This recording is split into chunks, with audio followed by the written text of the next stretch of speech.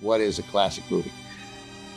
And the answer is, it's whatever your definition of a classic movie is. Hi, I'm Alonso Duralde. I'm Kristen Lopez. I'm Carla Renata, and I'm a Tomato Meter approved critic. And I'm Ben Mankiewicz, and unbelievably, for 23 years now, I've been a host at Turner Classic Movies. To help celebrate the 2026 TCM Classic Film Festival in Hollywood, today we're going to talk about classic movies.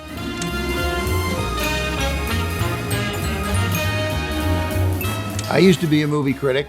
I wasn't a very good one. I didn't really like it either. But in general, I love critics and I love what they do. And three very good ones are joining me to pick out 5 movies from the 80 films we're showing at the festival that piqued their interest. We got a great show for you today. I am a diehard fan of classic movies since my mom took me to see Casablanca when I was 7 years old. Is looking at you, kid. The first movie that comes to my mind when I think of a classic film, that's a good question. Oh, I mean, everybody says Wizard of Oz.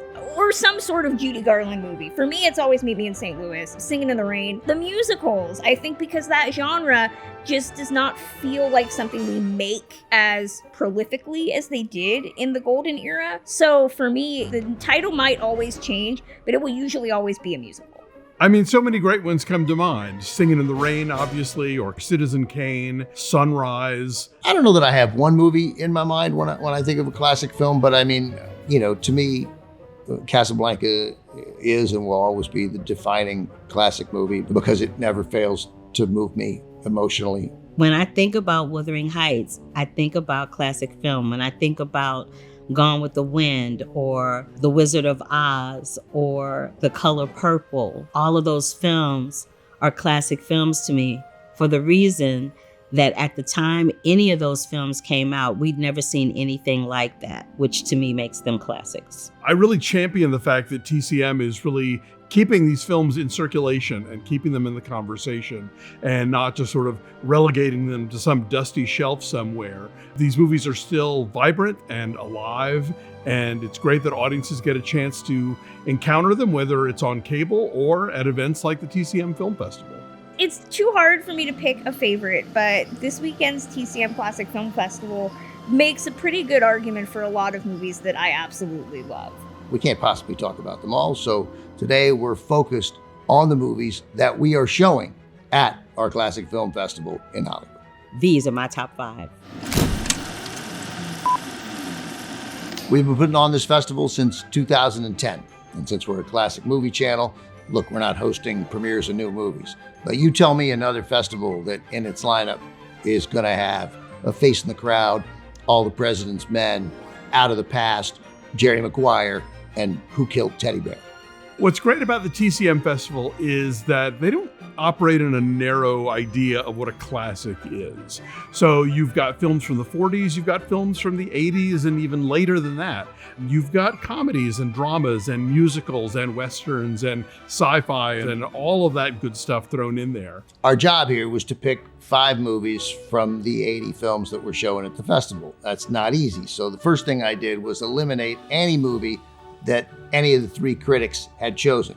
And that meant I had to do away with some movies that I really loved. Some of my favorites this year include everything from the very campy Cobra Woman, starring Maria Montez giving 2 insane performances, to The Best Years of Our Lives, which is a beautifully realistic film about World War II veterans readjusting to life at home afterwards.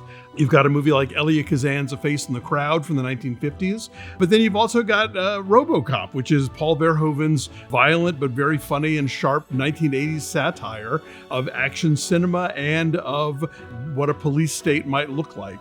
There's a lot to choose from here, and they are all, in one way or other, classics.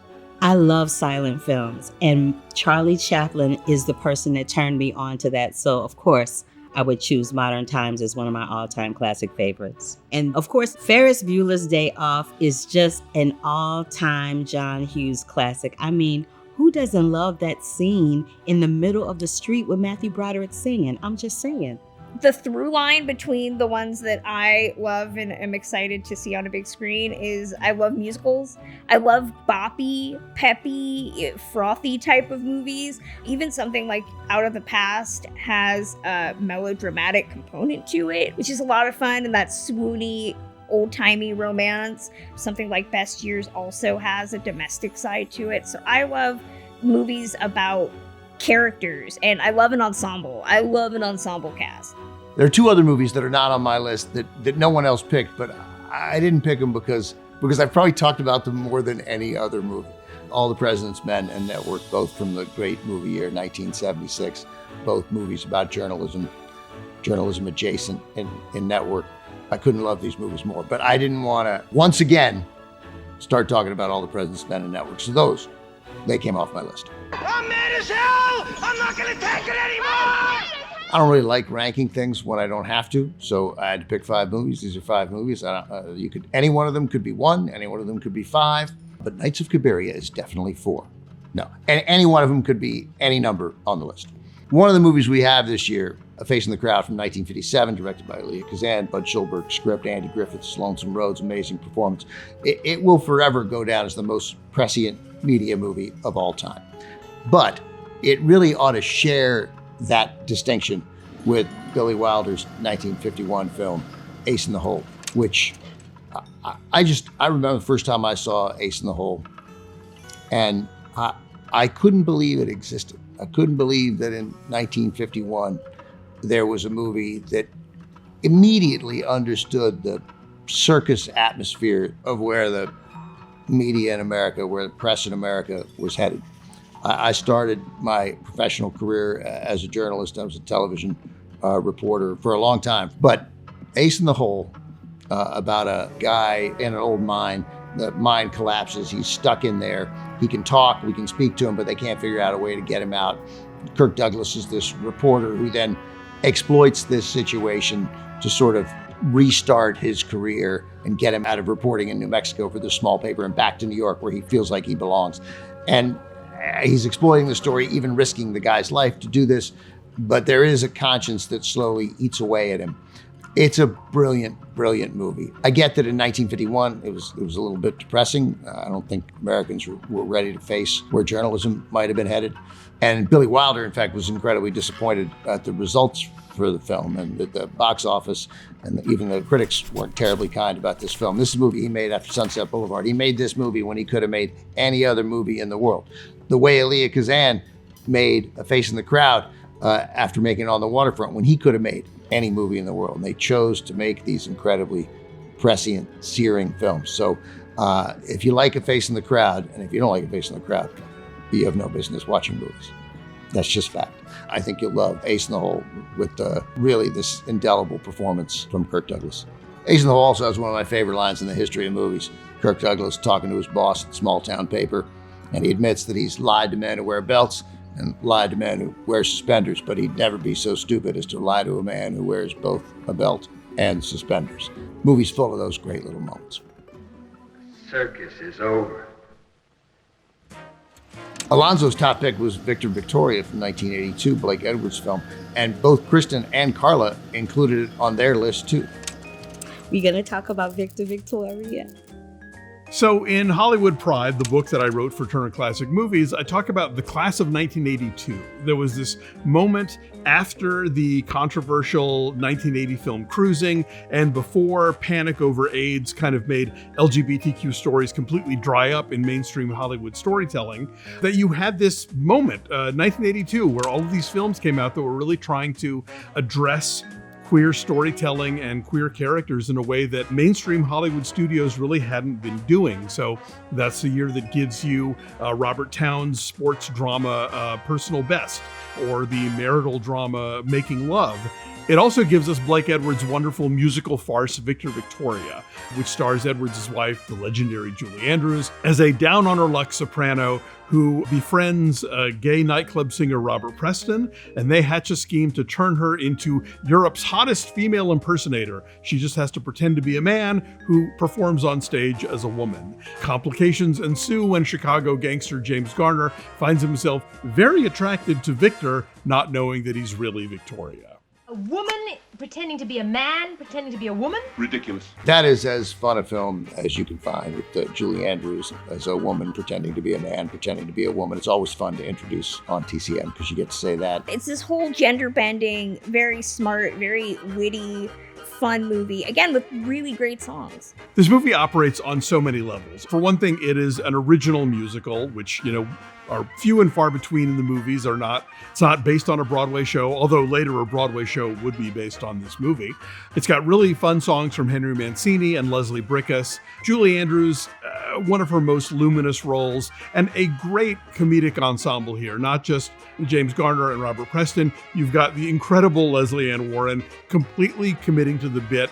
One of the screen's greatest grating ditzy blondes, probably since Jean Hagen in Singin' in the Rain. She was nominated for an Academy Award for her performance here, as were Preston and Andrews. And Alex Karras, who I think kickstarted the coming out of an entire generation of gay guys who weren't into what was usually presented as, the gay guy pinup of 1982.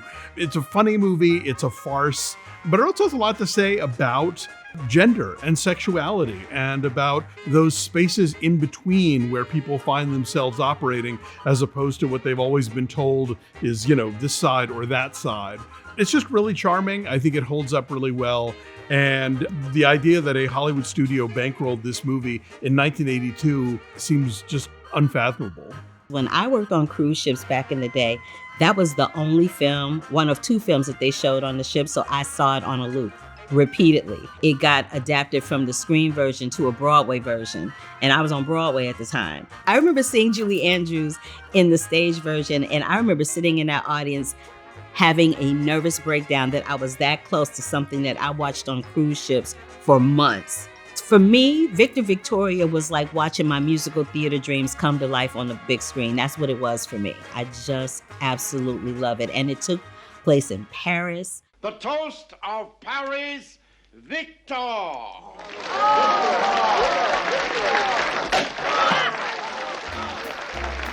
The theme of this year's TCM Fest is The World Comes to Hollywood, and that can be interpreted in a lot of different ways, and certainly you can look at this film as having been a German import in its original intellectual property. It's a remake of a German farce from the 1930s called Victor und Victoria, but I think it's also about the ability that filmmakers have to create the world in Hollywood. This is a movie that is set entirely in Paris and shot entirely on the backlot, and you can kind of tell, but it is done in that old-fashioned way where, in the 1930s and 40s, where people weren't shooting on location for the most part, you just kind of understood that Paris or Hong Kong or Istanbul or whatever was all Burbank. It was all somebody's backlot somewhere. So yeah, the world comes to Hollywood, but Hollywood makes the world if it has to. Victor Victoria is a fun film. I'm not surprised Alonzo picked it as his top choice.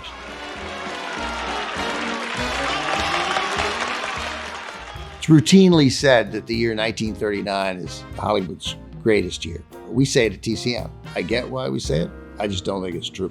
It's Gone with the Wind. It's Mr. Smith Goes to Washington. It's Ninotchka, Stagecoach. It's a great year. There's no question. I think 1957 is the best year for movies. I'm cheating a little bit. It's not just Hollywood. It's internationally. First of all, out of Hollywood, you get A Face in the Crowd, Sweet Smell of Success, 12 Angry Men, the greatest war movie ever made, Stanley Kubrick's Paths of Glory. And I'm not even talking about the movie that won Best Picture, David Lean's Bridge on the River Kwai. Internationally, you get two Bergman films, The Seventh Seal and Wild Strawberries. Then you have this movie that I'm picking, Federico Fellini's Nights at Cabiria, starring his wife, Giulietta Messina, who plays Cabiria, this prostitute who has every reason to hate everything about humanity and yet retains this credible spirit about her. You believe her, and man, will you root for this woman. I love this movie, and I think I love this movie more every time I see it, because as it gets harder and harder in life to face the day with a sense of optimism, I find this movie inspiring, and I think you will too.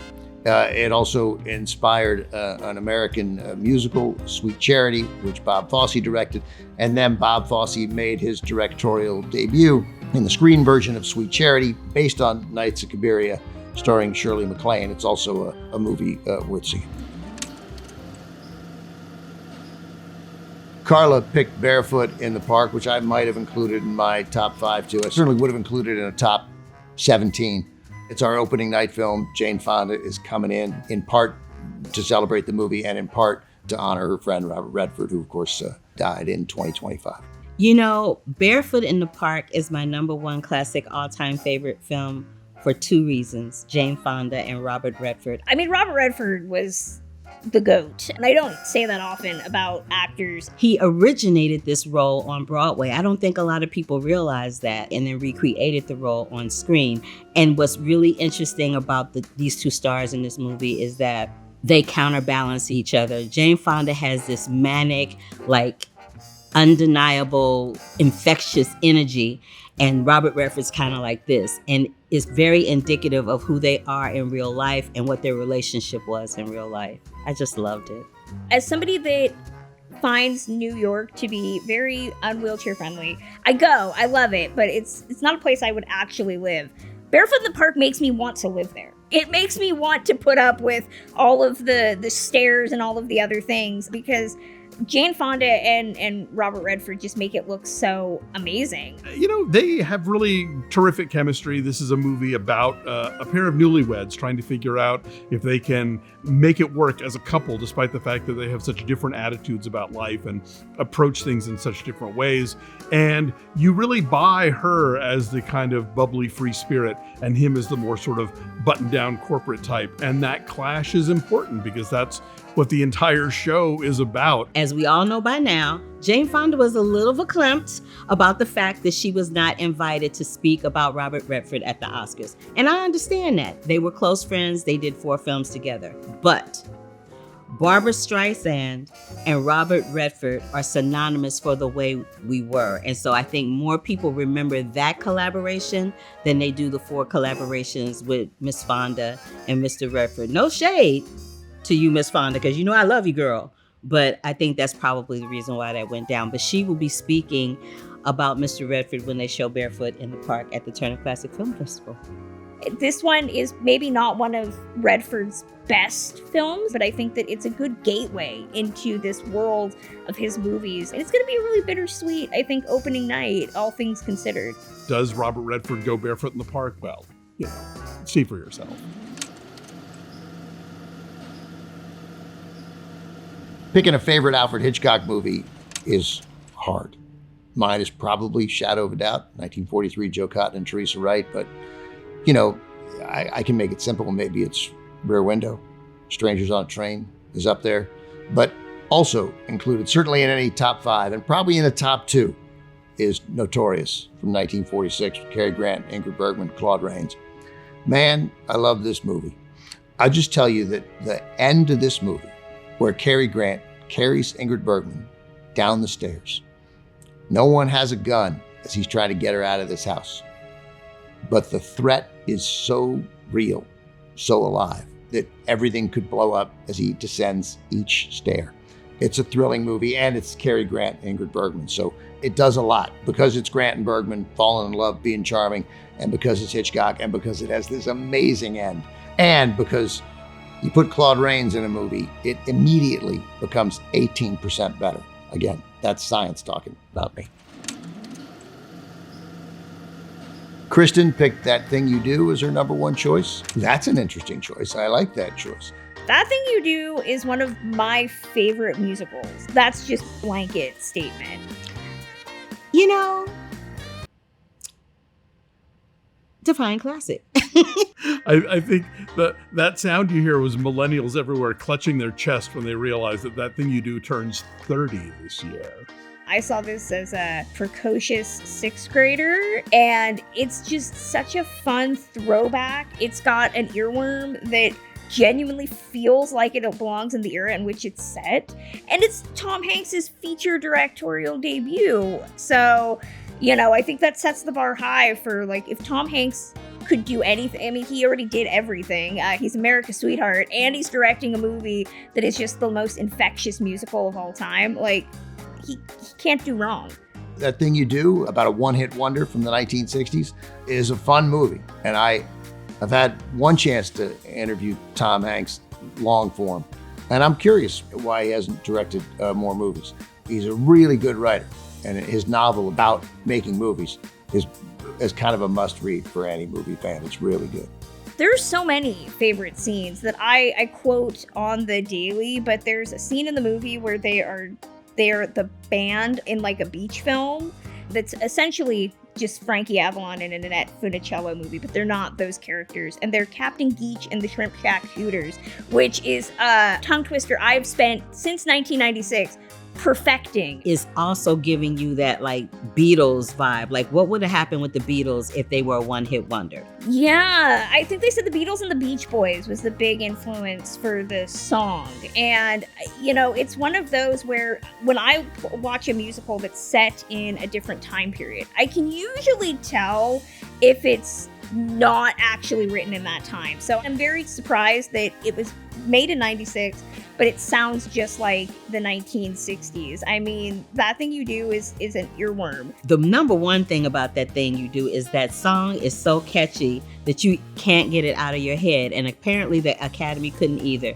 because it did get nominated for Best Song that year when the film came out. But so are all the other songs. People forget there are other songs in this movie that the Wonders sing, and they're all bombs. All of them. They should have been more than a one-hit wonder, in my opinion.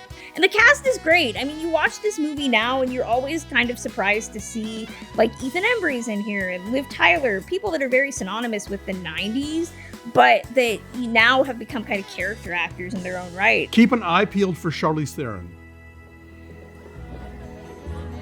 Nice to meet you. When I saw Swingers in 1996, immediately I knew I was seeing a movie that seemed to be speaking particularly to me. Two close friends, they're taking a trip to Vegas, for crying out loud, and they're so excited at the beginning, but they're driving, and it's night, and it takes a while, hours, and they're exhausted by the time they get there, and Vegas becomes Vegas. But every bit of it, Favreau and Ron Livingston playing golf, you know, at this lousy par 3 course. I've never graduated beyond playing par 3 courses.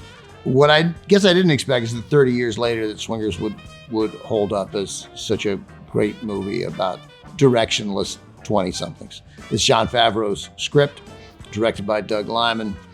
Favreau and Vince Vaughn are so great. I mean, I think Vince Vaughn is one of the greatest comedy actors, certainly of my generation. I think I can say of all time. This is where we got our introduction to what Vince Vaughn was capable of doing on screen. I adore this movie. I adored it in 1996, in 2006, in 2016, and I adore it in 2026, and I imagine I will for the rest of my life. Come on, fun little games? You want to play fun little games? Come on, you nasty little cute little baby. What are you doing? My next pick is The Bad News Bears from 1976. 76, one of the greatest years in movie history. All the President's Men, Network, Rocky, Taxi Driver, and The Bad News Bears. If you see The Bad News Bears now and you haven't seen it in a while, you're going to be like, how did they let this movie out? Like, it is not politically correct, which is one of the reasons why it's so wonderful. Walter Matthau is the coach of this Little League team. He wants nothing to do with it's Matthau at his most Walter Matthau-esque, and it's wonderful. We get Tatum O'Neal, Jackie Earle Haley as a couple of the kids on the team. Bad News Bears is credible, touching, honest, weirdly romantic. I can't believe it's celebrating its 50th anniversary, but it totally holds up and is always worth seeing.